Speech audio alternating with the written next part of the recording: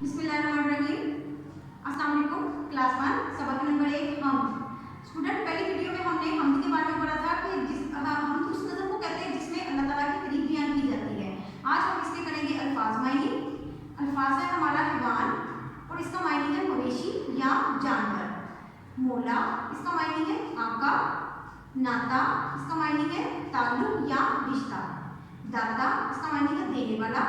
खालिक इसका मायने है बनाने वाला। नेक इसका मायने है भला या अच्छा। अब हम इसके करेंगे सवाल जवाब। सवाल नंबर 1 है हम किसे कहते हैं? हम उसे कहते हैं जिसमें अल्लाह ताला की तारीफ बयान की जाती है। सवाल नंबर 2 है दुनिया को बनाने वाला कौन है? अल्लाह ताला। सवाल नंबर 3 है अल्लाह ताला ने दुनिया किन चीज़ों से सजाई? फूलों और फलों से।